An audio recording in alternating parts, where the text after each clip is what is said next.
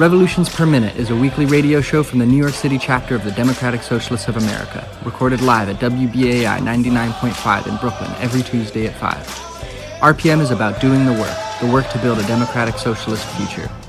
Every week, hear the latest news, analysis, and organizing experience from the minds and hearts of activists fighting every day in NYC. Join the movement at Socialists.nyc.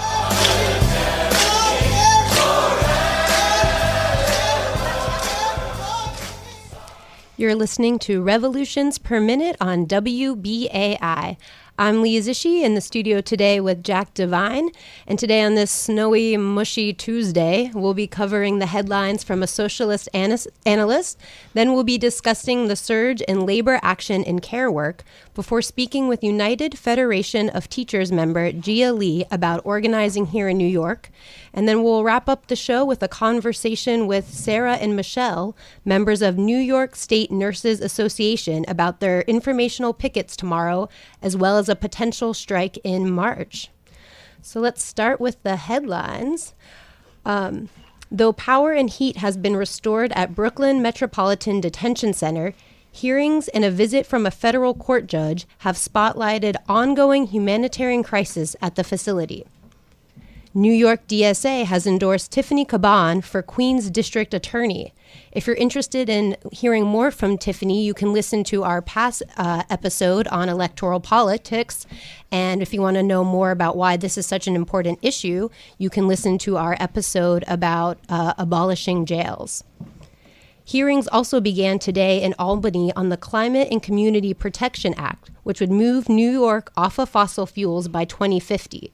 The bill has passed the Assembly 3 times, and advocates are hopeful that this year will be a major year for climate legislation to pass the state Senate as well. Hearings will be held on the bill in New York City this Thursday morning.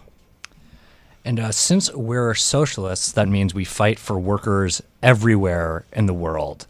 And over the past month or so, there's been a really critical strike down in Mexico, factory workers there who are participate in the international labor system that produce, I believe, automobile parts, have been engaged in a wildcat strike, and it seems that they have won. That 25,000 workers are going to receive a 20% increase in wages.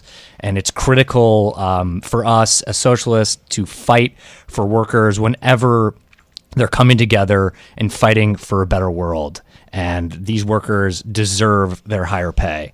So solidarity to the factory workers down in Mexico.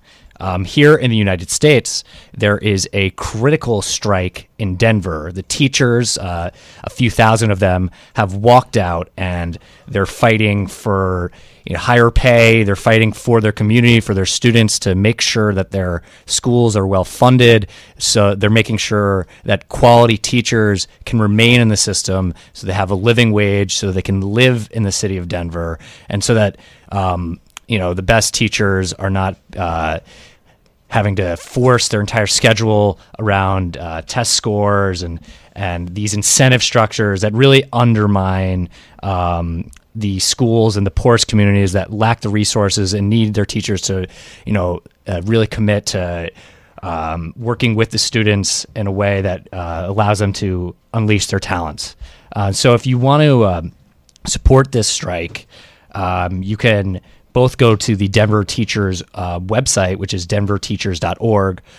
Their Twitter handle is @DenverTeachers, and then there's the larger union, which is NEA, and you can follow that at NEA Today on Twitter.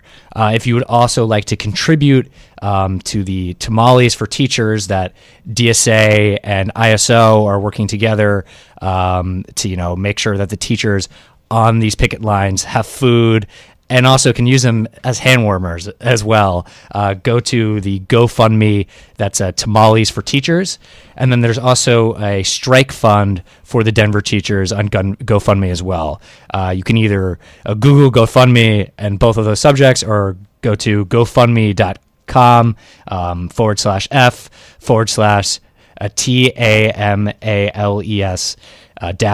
FOR-TEACHERS. You can follow, and you can also find this information on the DSA Twitter, which is at Dem Socialists, or Denver DSA's Twitter, which is at DSA Denver. We're going to go to a brief clip from the NEA that highlights what this strike is really about. The power of this union is the power to love someone else's child, to care about the future of Denver Public Schools. We're striking because teachers deserve a predictable and transparent salary that is competitive with other districts. I went to school to help students, and we're just asking the district to give us a livable wage so that we can do that. People aren't getting paid a fair wage, especially teachers, and it's time to bring up the wages so that we can survive economically. We are demanding a raise and more transparent base pay, so that we can stay here for our kids. There's so much turnover. It's really disappointing to see your veteran teachers leave for better pay into different careers. Our students are suffering because talented teachers are leaving either the profession or they're leaving the district entirely. We'd much rather be in our classrooms right now, but we're doing this for them, and it's going to help everybody more in the long run. We are with you in this battle. We are with you in this lucha, this fight for love. So, fight, win!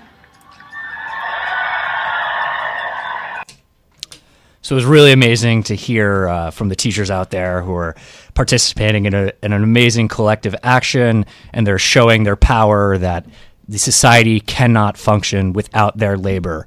And they deserve everything that they're asking for and much, much more. And it's really important for anyone out there who calls himself a socialist or even a progressive to stand with these teachers in their fight for public education. This strike comes in the wake of a wave of action across the country in the past year. In 2018, the Bureau of Labor Statistics just released a report that there were 20 major work stoppages involving 485,000 workers. The U.S. Bureau of Labor reported that the number of major work stoppages in 2018 was the highest since 2007. And I think even more importantly, the number of workers involved was the highest since 1986. This was a total of 533,000 workers. This is really kind of the rebirth of a radical labor movement in this country. Workers recognizing that they have power and they need to come together collectively to fight for dignity, to fight for a living wage, and fight for empowerment in their workplace and in their community. And I think it's also important to note that this data doesn't account for a lot of the untraditional labor organizing and actions that have happened across the country in this past year. Like the Google walkout, where 20,000 tech workers walked out during the workday to protest against sexual harassment and the gender division of labor in the workplace, as well as the Fight for 15 fast food strikes that have been happening across the country, and these kind of small numbers of workers at an individual site, but this organizing is happening not just nationally, but internationally. And so what this really represents, and this continued into this year, not just this Denver teacher strike, but also the Los Angeles teacher strike and strikes in some other areas as well, is that there's an emergence of a vanguard of the working class in social reproductive labor.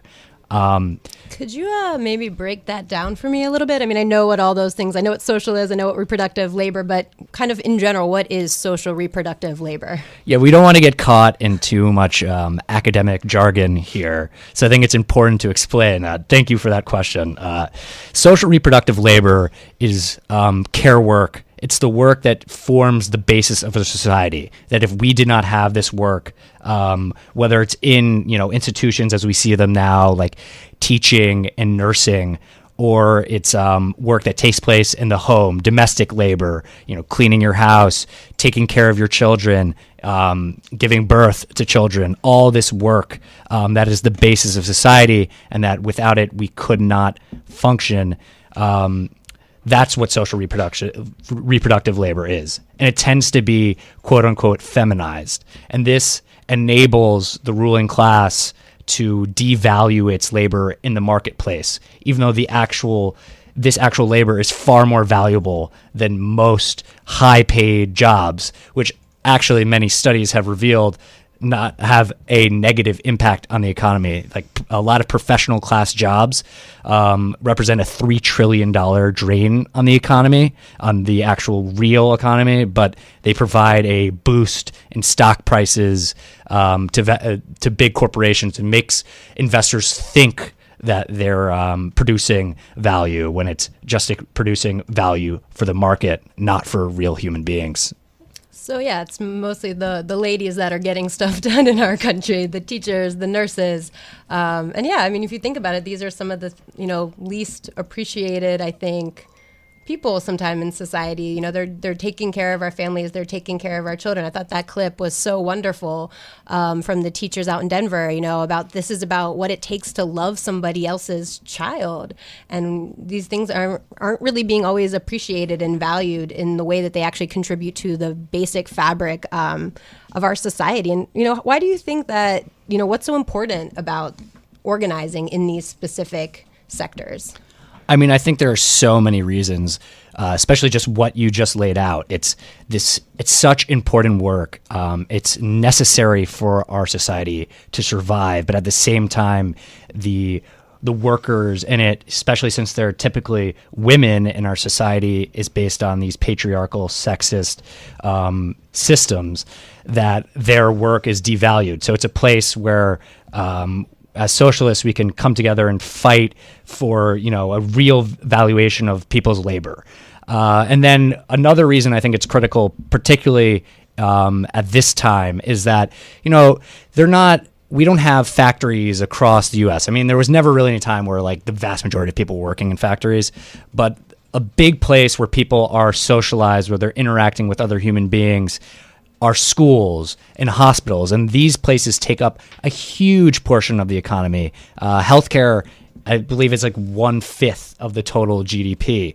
So for organizing in these places is so critical because, one, it's necessary. They can't take away the schools and the hospitals, the ruling class, if they want society to function. So they need these workers. They can't be, offshored to another country, and they can't really be automated in the same way. And I think it's also important to note that it's not just teachers and nurses, but there was in the fall a really critical and amazing strike of hotel workers. And I think it's important to see these workers as also workers in social reproduction, because hotels play a really critical role in how business elites, when they're traveling around the country, they're going to their meetings, they need these hotels as a place to reproduce their own labor, to go to sleep and have somewhere to stay while they're planning to fire 20,000 workers in Texas or something. I don't know what they're doing in those meetings. But those hotel workers are also part of this movement, this socialist feminist movement, to value the labor of the people who are reproducing the basis of our society.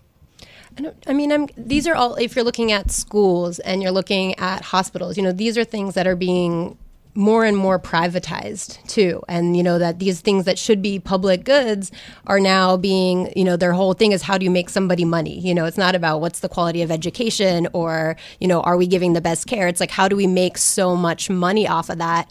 And I'm sure that that's directly leading to these, horrible conditions where people, where it's one teacher to way too many students, or one nurse to way too many patients. And yeah, I mean, this is the direct result of capitalism and everything we're talking about here. Absolutely. The teachers have made it very clear that they are fighting against privatization.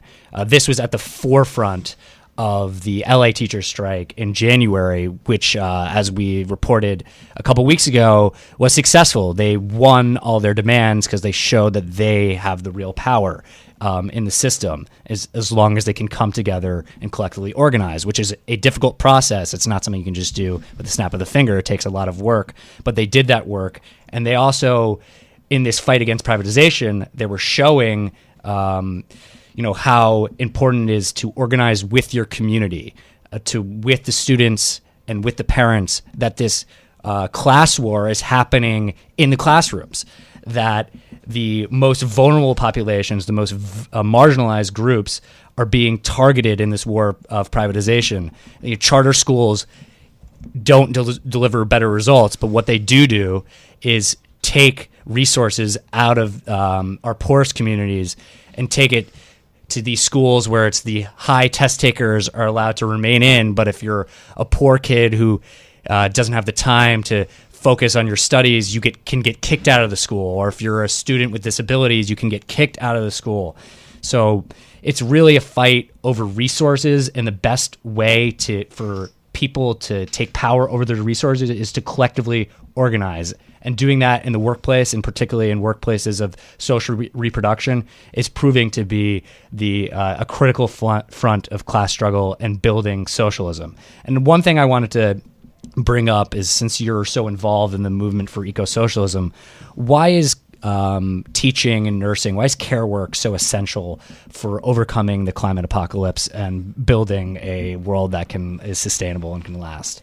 Yeah, I mean, doing climate organizing is when I recognize that nurses are some of the most amazing, great organizers out there, because they do show up to climate rallies. They recognize that having, a huge fossil fuel plant is why they're treating so many kids with asthma. They recognize that the climate crisis is directly related to healthcare.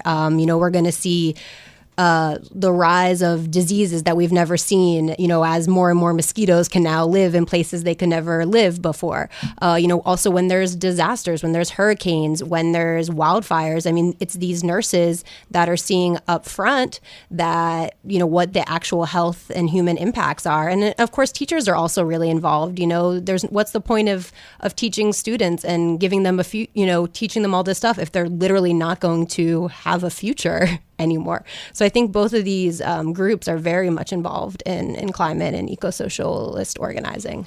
And their jobs are also carbon neutral. They're not adding to the destructive process. It can be a real basis of a better world. And so after this conversation, I think it's really critical to talk to a teacher themselves. So earlier this week, I went out and I met with Gia Lee. She is a member of the United Teachers Federation, and she's a really involved organizer and activist.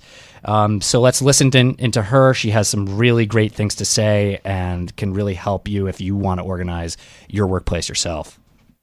Hi, I'm here with Gia Lee, a teacher here in New York City and an active member of the UFT, part of the Reform Caucus and fighting for radical democracy within public education in New York. So Gia, why don't you just tell us a little about yourself? What motivated you to become so active in organizing the teachers union here in New York? Well, first, thanks so much for taking the time out to talk to a teacher. I know that there are a lot of big actions happening across the country and internationally. And for me, activism really started probably in 2001. I started teaching that year. It was the first year of No Child Left Behind. And I came into an educational system that was what is now known as like the ed reform period of education. The efforts to privatize public education, and one of the main strategies being to kind of target the teachers union.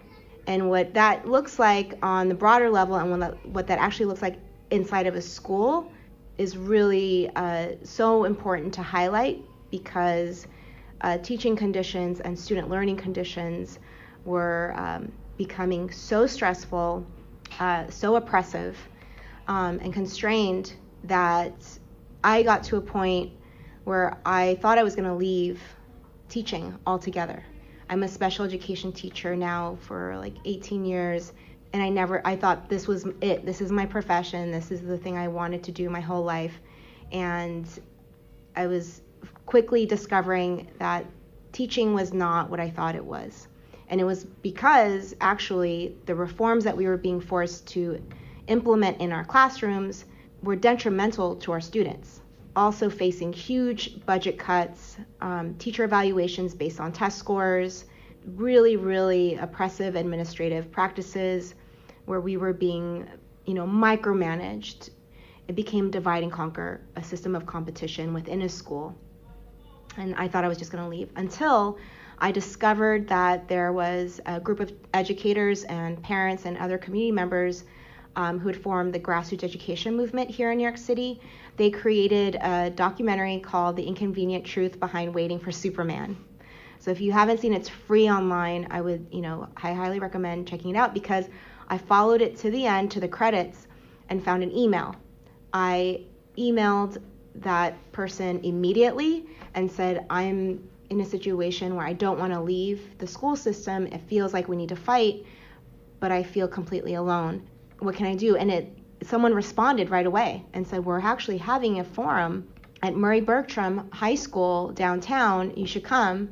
And that weekend I happened to go, and that's where I met educators who were just in the process of forming the Reform Caucus that you're talking of, the movement of rank and file educators more. So it's a caucus, kind of like a political party within the United Federation of Teachers. And I just got completely involved. I threw myself at this work. It became like a beacon of hope that, yes, there are other people who are also feeling like, the increase in charters, co-locations, the stress of a school having quote unquote low test scores is now going to be deemed as a failing school and put on a state list. And now the administration is on the backs of educators and even on the backs of kids to improve test scores. And that became the main drive. And once we kind of found each other, that work has been ongoing. And it's been 6 years since the formation of the caucus. Yeah, and we just kind of haven't looked back. This war on teachers and on public education is something that's happening all across the country. And you see over this past year, or even really stretching back to 2012 in Chicago, all these teachers are coming together with their communities, with their students, and they're fighting for public education and for worker empowerment. Why in all these places, in West Virginia, in Arizona, in Los Angeles, were they able to organize for a strike? And what's different here in New York? That's a great question. So first, folks should know that MORE has been organizing not in isolation. We haven't been, working in silos across the country in terms of like Chicago, Los Angeles, Seattle, Washington, Boston. We've formed a very kind of informal network. It started off as a kind of informal network of educators who kind of knew each other, and, through other organizations and through labor notes. If folks are, familiar with labor notes, this year they celebrate their 40th anniversary, and they helped us form this network.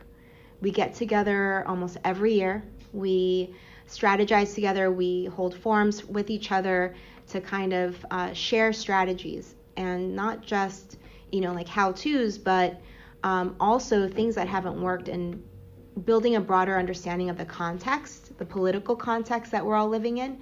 We definitely notice all the similarities of ed reform.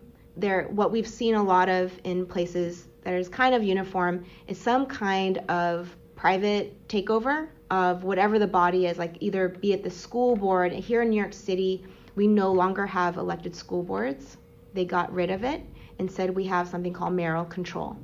And that seems to be a keystone to being able to implement further policies like increasing charter caps or determining budgets for schools.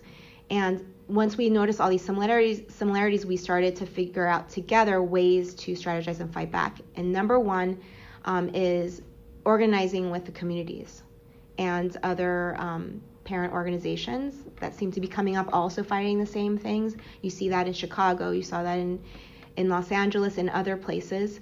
And then interestingly, in a red state like West Virginia, it was almost like ed reform in the blue states but on steroids.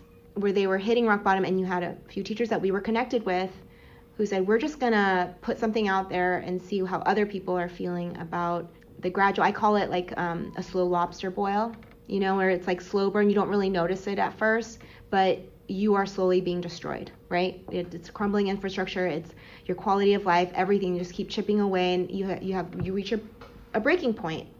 And teachers in West Virginia and in North Carolina hit breaking points, and it happened within a matter of weeks, where they started to just kind of organically came together, and now they've formed a caucus. It's a statewide caucus, but it's a reform caucus within West Virginia. In other states as well, the red states are also finding this dire need to have some kind of entity that's organized, that can sustain through the other blowbacks that are going to happen as a result of the strike. So yeah, now part of our network, we have red states, and it's growing. I can tell you that in New York City, if folks don't know, we are the largest, possibly the largest union of any state, and we represent around 200,000 members. LA is a third of the size of New York City. Chicago is the size of Brooklyn. So their organizing abilities are a little, I mean, it was very difficult where they were, but imagine that times 3 or, tenfold. So, and the other reason why it's really, really difficult here in New York City is because we're so large, we're seen as the political kind of body that will help build up whatever the leadership has decided. So we have a very bureaucratic business union that their strategy for the last 40, 50 years has been to make good friends with friendly politicians, negotiate behind closed doors, and then basically guarantee votes. The way they've negotiated in the past, decade or so around the time of ed reform has been to kind of go along. We saw them defend the Common Core, defend high-stakes standardized testing, teacher evaluations connected to them. We've seen them basically defend and even claim that we own these things and that we should have a seat at the table. Meanwhile, educators have been crying out, saying, no, these are actually meant to destroy us. We're not having a seat at the table. We're what's on the table.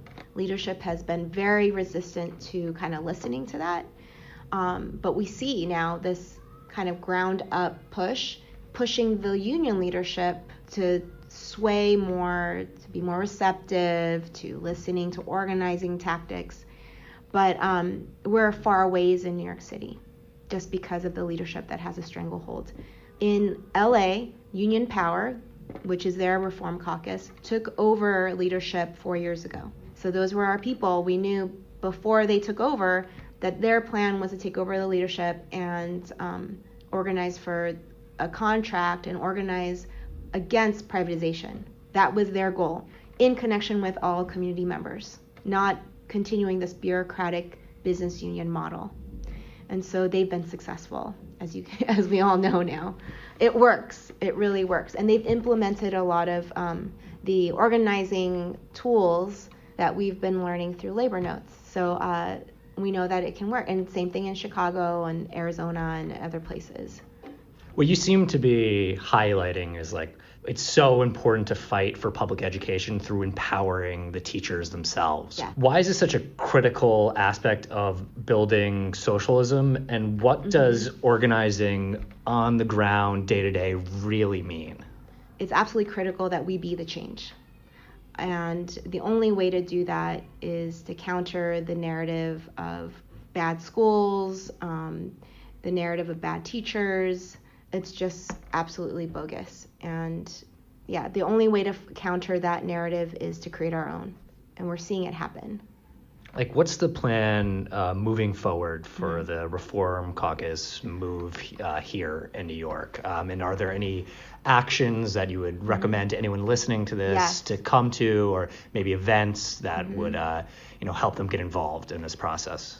Yeah, so the Movement of Rank-and-File Educators is once again running in the UFT elections. It's the spring March ballots go out to all UFT members. People should know also that retirees get a vote, And the UFT has ensured that there's an office in Florida, in Tel Aviv, and other retirement communities. It's almost like a loyalty vote. And that when that happens, we have to make sure that actual active members who are working under the current contract, working under these current conditions, turn out the vote more than people who are not in the system. So if you know teachers in New York City Department of Education, the UFT, and as a UFT member, please tell them to vote. Look out for the ballots. They come in the mail, and vote in March. We have general meetings once a month. You can go on the Movement of Rank and File Educators WordPress site. We also have a Facebook page, Twitter handle, and get a lot of the information there. I've heard rumors that there's a happy hour that teachers can also attend if they want to. Yes, those dates. So now they're kind of happening more frequently in different boroughs. I know of one happening on March 1st in District 15, and that's open to anyone who's an educator. The information is available on the website. All right, great. Yeah. Well, thank you very much for joining us, and we're looking forward to hearing more updates on how you're radicalizing the teachers movement here in New York. Oh yeah, me too. Thank you. Well, that was our interview with DSA member and amazing teacher, organizer, and activist Gia Lee. We hope to hear more from her, and we're rooting for her to really bring about the change in the New York Teachers Union that we all need in our community. You're listening to Revolutions Per Minute on listener-sponsored WBAI in New York, broadcasting at 99.5 FM and streaming at WBAI.org. WBAI is not only funded by our listeners, but our board is democratically elected by small dollar funders. Do you want to hear more socialist content? Become a WBAI buddy by going to that's the number, WBAI.org. $10 or more a month makes you a sustaining member. Please call 516-620-3602 or text WBAI to 41444 to contribute in another way. Thank you very much. And now we have two nurses with us from NYC-dsasa, Michelle and Sarah, on the line. So let's start with you, Sarah. What motivated you to get involved in NYC-dsasa? It's my union. I knew I wanted to become a nurse for a long time, and I've always seen the labor movement as kind of my home. It's really the place for us to build the union is the place where we can build a stronger labor movement, which would win gains for working people. And I think nurses in particular are well situated to do that because we have such close ties with the community. And NYC-dsasa in particular is a very progressive union fighting for Medicare for all, things like this that are very important for working people. Michelle, why did you get involved? I started with NYC-dsasa after actually finding myself in trouble. I had been a nurse for a very short time, and I had met with a senior nurse who told me, why didn't you go into that room with a delegate? It is your right as a union member to have a delegate present. And at the time, I didn't know my rights. I didn't know my contract. She suggested that I go to a leadership training known as member steward training that NYC-dsasa provides for all members if they're willing to take it. And I went, and that was really the beginning of why I started with NYC-dsasa. Sarah, what are the current contract issues and overall problems that have led you to this point where you guys are organizing for direct action?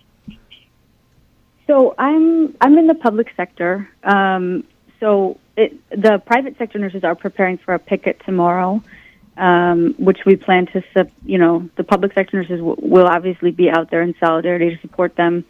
In the public sector, we just had our contract campaign kickoff, and the theme of it is healthcare justice for the other New York. So basically, we're looking at the citywide reimbursement structures, national reimbursement structures that kind of disadvantage the public sector. And one of the real important ways to fix that and to kind of fix the budget and make sure that public hospitals are getting what they need is Medicare for all. And, that's going to allow us to have things like safe staffing, which, the private sector is also working on. And it's sort of the budget issue is kind of the key to a lot of our other awful workplace conditions we're facing right now.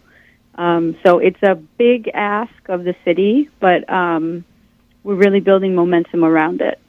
Could you tell us a little bit more about what those conditions are and what you're asking to change? Yeah, absolutely. The primary issues that we're dealing with is, as I said, staffing. So we will sometimes be caring for 8 to 10 patients, sometimes more, unfortunately. And the research has really shown that it's not a safe environment for patients when nurses have that caseload. So that's one of the primary asks. But, again, dealing with the funding issue is going to help us get things like equipment that works, more support staff, and other things that our patients really need. Michelle, do you have anything to add to that? Gonna kind of agree with Sarah. It's the ratios that we're really trying to get overall in not just our facilities, but overall in the state. We do have a bill that NYC has helped propose. It's a safe staffing bill. Recently, we were able to push it into the Assembly. We passed in the Assembly. We're having a lot of trouble with the Senate right now. But we continue to try to get that bill to pass. On the ground level, we would like to see it more immediately put into our contract negotiations. Currently, there are 4 facilities that are bargaining for a contract in the private sector. Those facilities are Montefiore Hospital in the Bronx, New York Presbyterian, Mount Sinai, and St. Luke's Roosevelt downtown in Manhattan. Our big ask is that we would like to have state ratios faced into this contract. Unfortunately, we have been told by management that unless we take that proposal off the table, they refuse to negotiate anything with us. And I understand that you are both DSA members. Sarah, could you talk a little bit about how the work that you do with NYC-dsasa relates to democratic socialism and some of this other organizing that's happening in other labor movements? Yeah, of course. So I primarily work in the labor branch. This might sound a little repetitive, but I really feel like my home is in the labor movement, just because the union structure is a way for working people to organize and, get some political education and come together and participate in direct action in a way that they don't, you wouldn't have if you didn't have a union. And I think, my work in the labor movement in the labor branch is related to that, because we're fighting for, one of DSA's citywide priorities is on Medicare for all. NYC-dsasa is fighting for Medicare for all. The working class, working people, poor people need health care. So there's a lot of overlap there that these fights are related to each other. Michelle, do you feel like organizing nurses is like a really critical front of worker struggle because of the really essential role that nurses play in our communities?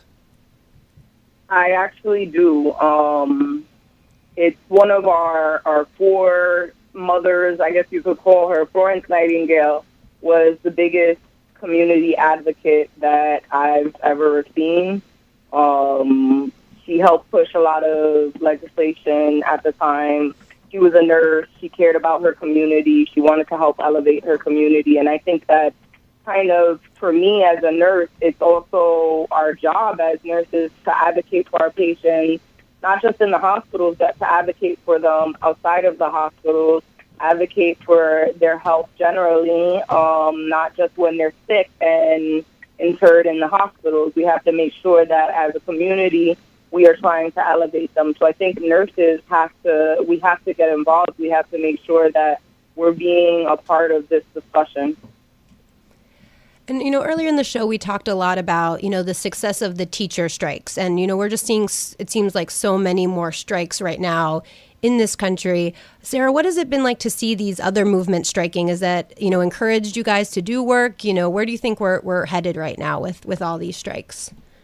It's tremendously inspirational, to see 37,000 public sector employees go out on strike, particularly, here in New York State, where Section 210 of the Taylor Law prohibits necessary public employees from going on strike. To see it, across the country, particularly in West Virginia, where there's a similar provision, was just really inspiring. In NYSNA, at our last delegated convention, we had a resolution that NYSNA would make it a legislative priority to repeal Section 210 of the Taylor Law in an effort to regain that tool to fight the strike for our public sector nurses and all public sector employees. And so it's an ongoing discussion in our union, but I think a lot of us public sector nurses recognize that the strike is kind of our teeth in these bargaining negotiations and in a lot of our workplace fights. Michelle, you guys have already discussed it a little bit. Can you reiterate what's happening tomorrow and what might the informational picket line lead to in March? Okay, so tomorrow, February 13th, is our informational picket. These pickets are going to be held in front of the facilities of the hospitals I said earlier. I have more information if you guys want some of that. But basically, we're trying to get as many nurses out there as possible. We want to see our community as well. So something that NYSNA leaders have been doing recently is working on initiatives with our community, talking to the community, going to different organizations and working with them. And we expect that we're going to see a lot of community support tomorrow. Hopefully we'll have a lot of nurses on the lines. But the informational picket for tomorrow is directly to discuss what's happening at our negotiations, that they are refusing to even discuss ratios. They haven't even given us a counter proposal to speak of. With that being said, this is our action that we can try to bring to light, not only to the nurses, but to the community, that this is what's going on, that we refuse to take the proposal off the table. I feel like nurses more and more are starting to realize that ratios are not only better for the patients, but they're better for the nurses. Nurses want to be able to provide not subpar care that you provide intermittently to a patient, but you're not really present to. We want to provide care that is excellent, that we have the capacity to provide because of our clinical expertise and knowledge. Unfortunately, we are usually rushed to do our job, and that affects just the patients. It affects the providers in going home and thinking about the things that they wished they could have done when they were at work, but we're struggling to even do the minimal activities that they needed to get done for the day. So tomorrow is just our way of reiterating to both management and to the community that base staffing ratios are utterly important to us. And there will be a strike authorization vote after the pickets, is that correct?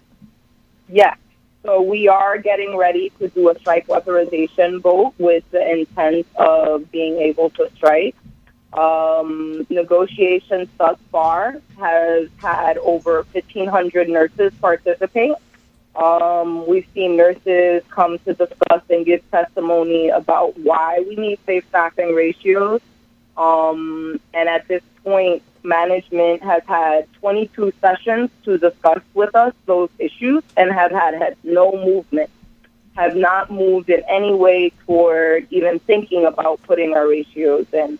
So I do believe that a strike might be our only option at this point. That's, it seems like they're not meeting your needs, and you guys should be listened to. Your work is so critical, and I just really want to thank you for joining us and sharing this story, and hopefully people will come out and show solidarity for all the critical work that you guys do every day and the critical organizing that you're engaged with to build a better New York and a better world. So just thank you again for joining us. Thank you. Thank you so much for having us. You're listening to Revolutions Per Minute on listener-sponsored WBAI in New York, broadcasting on 99.5, streaming at WBAI.org. WBAI is not only funded by our listeners, but our board is democratically elected by our small donor funders. Do you want to hear more socialist content and great interviews like we just had with those nurses? Become a WBAI buddy by going to give2wbai.org. A $10 or more a month makes you a sustaining member, and you can call in to donate at 516-620-3602 or text WBAI to 41444. And now we're going to open it up to callers. I think we already have somebody on the line. You're live on WBAI Radio. Hey, this is Alexandra Villasenor. Hey, we interviewed you a while back. You are doing a climate strike, is that correct? Yes, that is.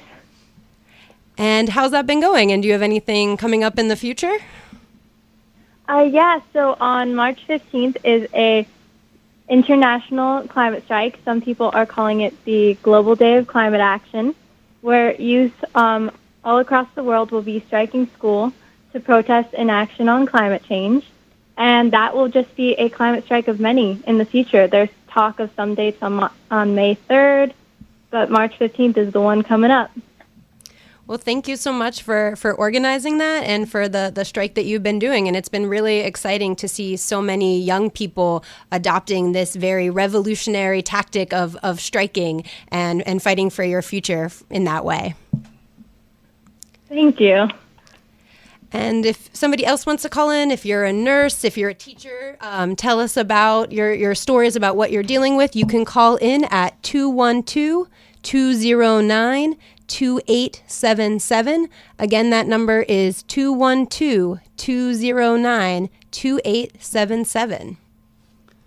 I think what's just like with that call, hearing from the nurses, hearing from Giulia, the teacher, and just seeing all these actions, what's really clear is that it's women out there leading the fight for a better world, for more democratic ownership of resources, for that it's women leading the struggle to build socialism.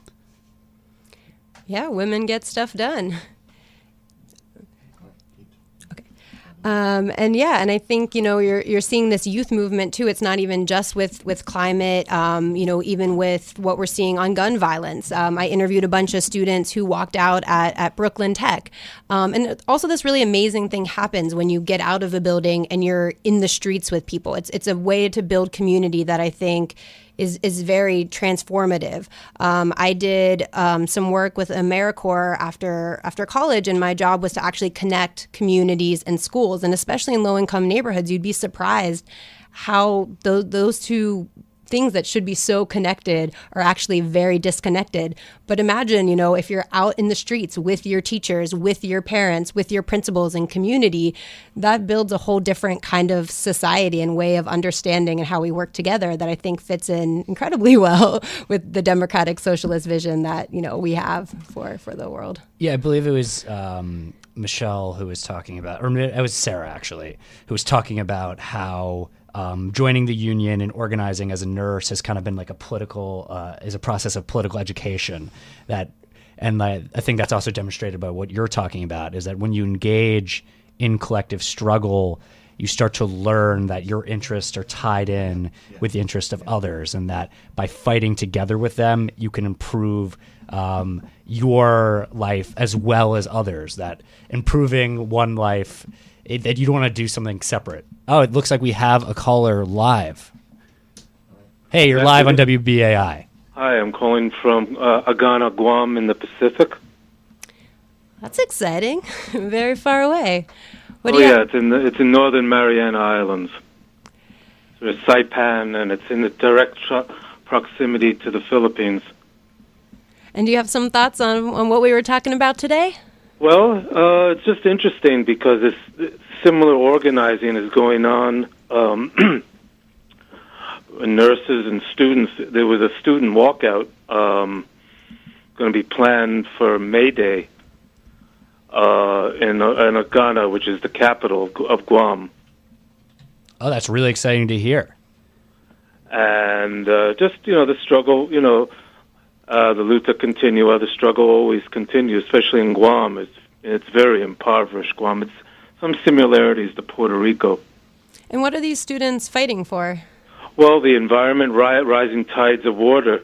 Many islands in the Pacific are being threatened with extinction throughout the Pacific.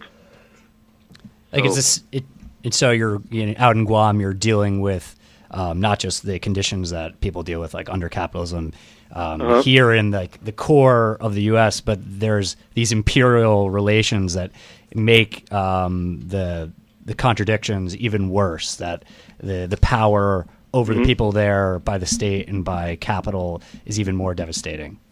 But also, you have the military, you have the Air Force, the Navy. Yeah, there's constant struggles against militarism in Guam. It's been going on for a long time. Well, it's really great to hear from you and have these issues out there. I think it's something that people don't really spend that much time talking about, how the United States has all these like imperial colonies where these military bases operate, and the people there really suffer in multiple ways from that.